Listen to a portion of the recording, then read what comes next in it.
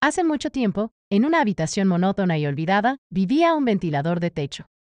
Su existencia era tan rutinaria que incluso las moscas se burlaban de él. Las noches eran largas y tediosas, y el ventilador giraba sin cesar, como si estuviera atrapado en un bucle infinito. Sus aspas, desgastadas por el paso del tiempo, cortaban el aire con la misma emoción que un cuchillo de mantequilla. El motor, un antiguo invento de Philip Deal, zumbaba en un tono constante y aburrido. No había aventuras ni giros inesperados en su vida. Solo giraba y giraba, como un reloj defectuoso.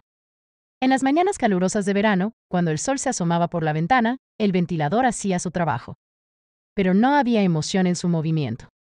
No había pasión ni deseo. Solo una monotonía inquebrantable. Las paredes de la habitación, pintadas de blanco, parecían bostezar cada vez que el ventilador pasaba frente a ellas. Los vecinos, al otro lado de la pared, apenas notaban su presencia. Para ellos, el ventilador era invisible, como una brisa sin nombre. No había historias que contar sobre él. No había leyendas ni mitos. Solo un ventilador de techo más en un mundo lleno de ventiladores de techo. Las noches eran aún peores. El ventilador giraba en la oscuridad, su sombra proyectada en el techo como un fantasma aburrido. Las polillas, atraídas por la luz tenue, chocaban contra sus aspas sin sentido. El ventilador no se inmutaba. No tenía corazón para sentir lástima por las criaturas nocturnas que se perdían en su monotonía. Y así pasaron los años. El ventilador de techo siguió girando, día tras día, sin un propósito real. Nadie lo reparaba ni le daba mantenimiento. Era solo un objeto más en la habitación, como una silla o una mesa. Nadie se detenía a pensar en su historia o en su aburrimiento. Hasta que un día, en medio de una tormenta de verano, el ventilador hizo algo inesperado. Se detuvo. Sus aspas se inmovilizaron y el zumbido cesó. La habitación quedó en silencio. Los vecinos, sorprendidos por la ausencia de ruido, miraron hacia arriba. ¿Qué había sucedido? Pero el ventilador no tenía respuestas. Había llegado al final de su monótono viaje. Sus aspas se oxidaron lentamente y su motor dejó de funcionar. Nadie lo extrañó. Nadie lloró su partida. Simplemente se retiró de la vida, como un anciano cansado que se acuesta a dormir. Y así, en la quietud de la habitación, el ventilador de techo se convirtió en una leyenda aburrida.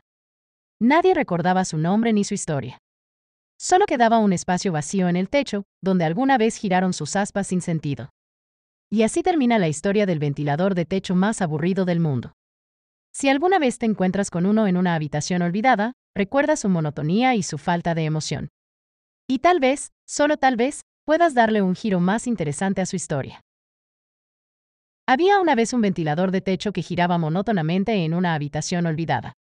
Nadie le prestaba atención, su existencia carecía de propósito y consideración. Giraba y giraba, sin más razón que la inercia de sus aspas. Un día, cuando el ventilador estaba al borde de la descomposición, un vecino llamado Jorge entró en escena.